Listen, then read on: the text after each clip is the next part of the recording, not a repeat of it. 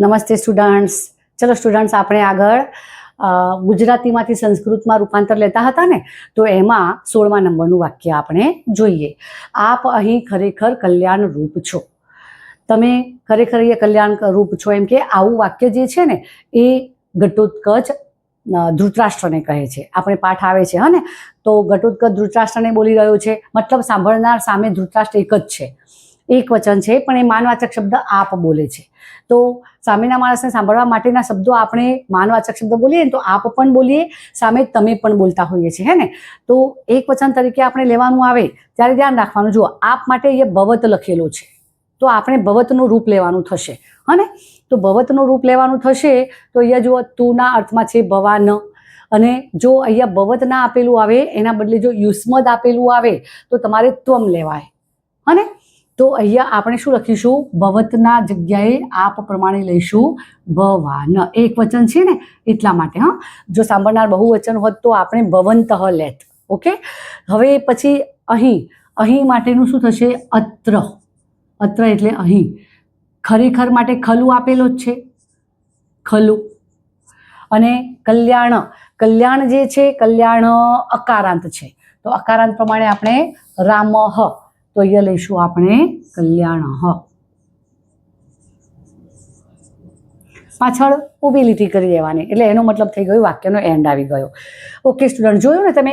આપ એક વચન હોય તો ભવાન લેવાનું, અને આપ બહુવચન હોય તો ભવંતઃ લેવાય. આપને બદલે, મતલબ કે અહીંયા ભવત લખેલું છે ને એટલે આપણે ભવાન અને ભવંતઃ લીધું. આપને બદલે તમે લખેલું આવે તો અહીંયા તમારે યુષ્મદ લખેલું આવે તો યુષ્મદ પ્રમાણે તમારે ત્વમ અથવા યુયમ લેવાનું રહે. ઓકે, ચલો હવે આવ્યું 17મા નંબરનું. આપ તો રાક્ષસો કરતાં પણ વધારે ક્રૂર છો. એમાં પણ તમે જુઓ, આપ કહેલું છે હે ને.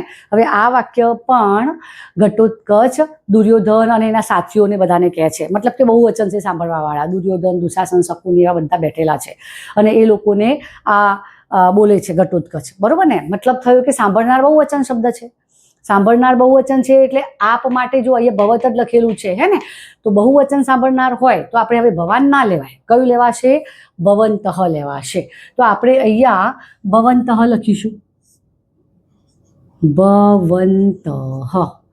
પછી રાક્ષસો કરતા પણ, એના માટે રાક્ષસ શબ્દ આપેલો છે, રાક્ષસો કરતા પણ. આ વાક્યનો અર્થ, મતલબ કે એ શબ્દનો અર્થ લેવા માટે હંમેશા કોઈની સાથે કમ્પેર કરેલી આવે ને સ્ટુડન્ટ્સ, કમ્પેરિઝન બતાવવાની આવે ત્યારે હંમેશા તમારે 5મી વિભક્તિના જ પ્રત્યયો લેવાય. 5મી વિભક્તિના પ્રત્યયો જોઈએ આપણે. 5મીમાં કમ્પેરિઝન દર્શાવવા માટે ફિક્સ જ છે 5મી વિભક્તિ હા ને. અને પાછું રાક્ષસો કરતાં પણ બહુવચન છે, એટલે એનો મતલબ કે 5મી વિભક્તિમાં બહુવચનનો પ્રત્યય જુઓ, ભ્યઃ છે કે નહીં, તો રાક્ષસની પાછળ લગાડી દેવાનું રાક્ષસેભ્યઃ. તમે રાક્ષસેભ્યઃ લેશો ને તો ઓટોમેટિક આખું ગુજરાતી આનું થઈ જશે રાક્ષસો કરતાં પણ. આ આખાનું ગુજરાતી થયું રાક્ષસેભ્યઃ. કમ્પેરિઝન છે, બરોબર. પછી આવ્યું ક્રૂરતર. ક્રૂર છે ને, વધારે ક્રૂર કયું છે? વધારે ક્રૂર માટે ક્રૂરતર શબ્દ છે, તો ક્રૂરતર અકારાંત છે, અકારાંત છે રામઃ પ્રમાણે. હવે બહુવચન છે આ તો હા ને. પેલા લોકો રાક્ષસો કરતાં પણ વધારે ક્રૂર છે, એક જણ નહીં, ઘણા બધા, દુર્યોધન અને એના સાથીઓ. તો એમાં આપણે બહુવચન તરીકે રામઃ પ્રમાણે ક્રૂરતરનું થશે ક્રૂરતરાહ.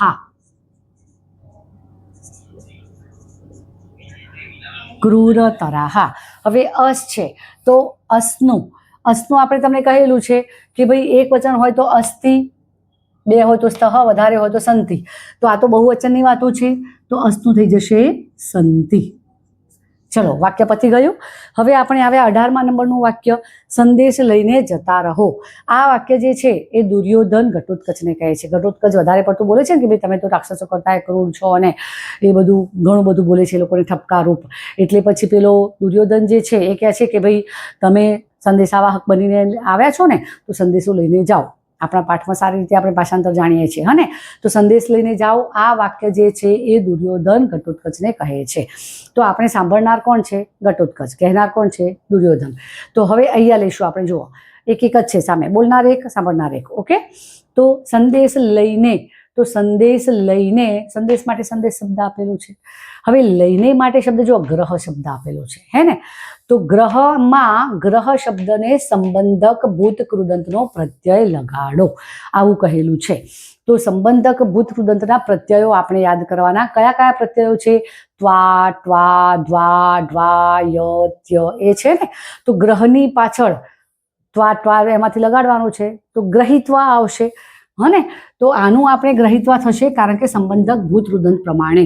તો સૌથી પહેલા આપણે સંદેશનું શું લઈશું? બોલો. સંદેશમ, અને પછી ગૃહીત્વા. આ સંદેશમ કેવી રીતે થયું ખબર છે?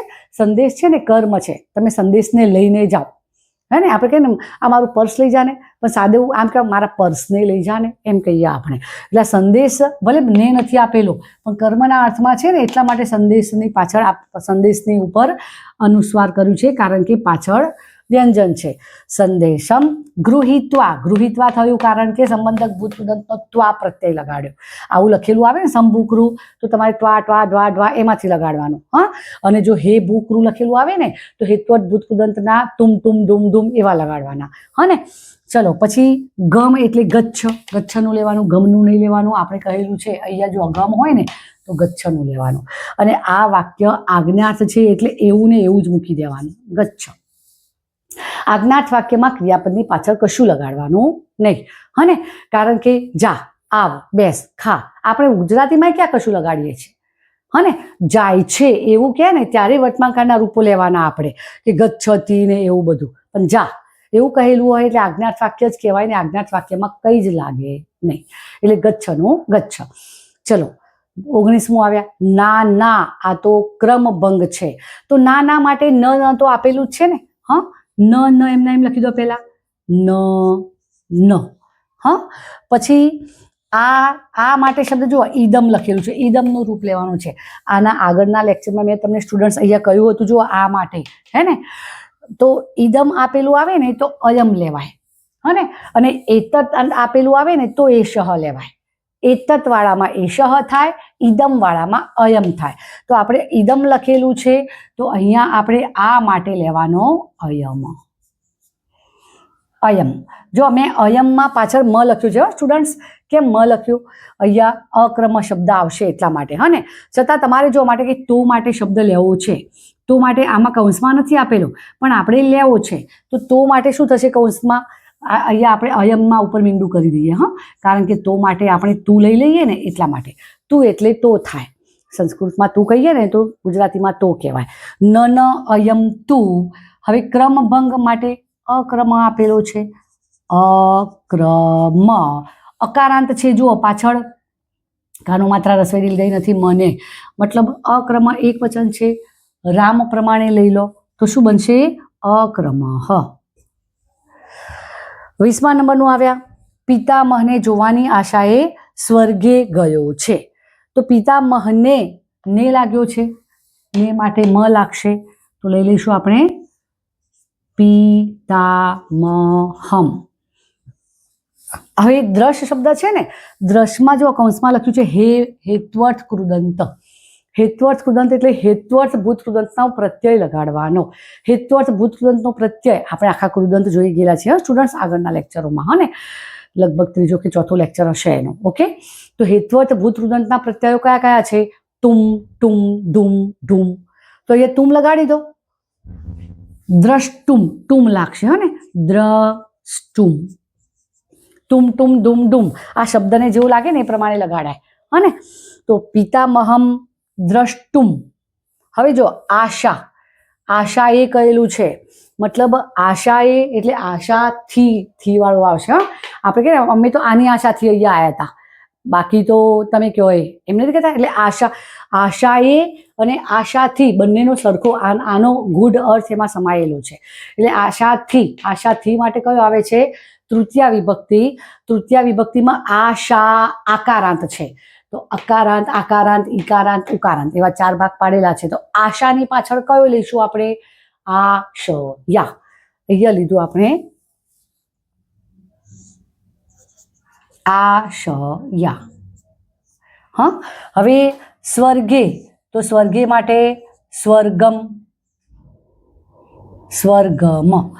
કારણ કે કોઈ પણ જગ્યાએ જવાની વાત આવે ને ત્યારે મેં તમને કહેલું છે, આગળના લેક્ચરમાં પણ કહ્યું હતું કે કોઈ પણ જગ્યાએ જવાની વાત આવે એટલે હંમેશા દ્વિતીય વિભક્તિ જ લેવાની, બરોબર.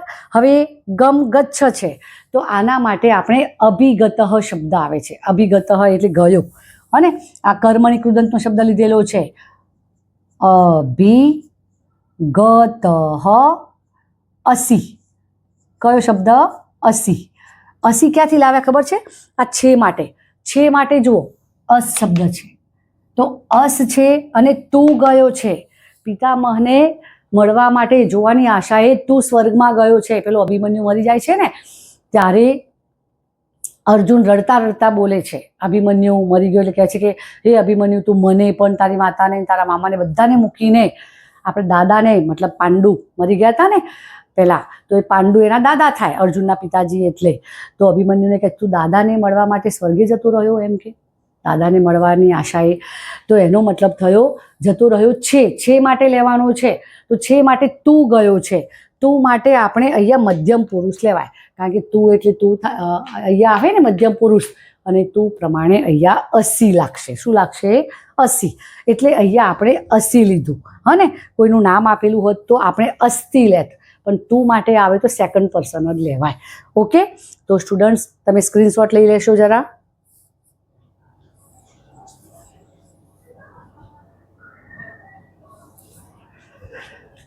ઓકે સ્ટુડન્ટ્સ, તો બાકીના વાક્યો આપણે આના પછીના લેક્ચરમાં લઈશું. That's all. Thank you.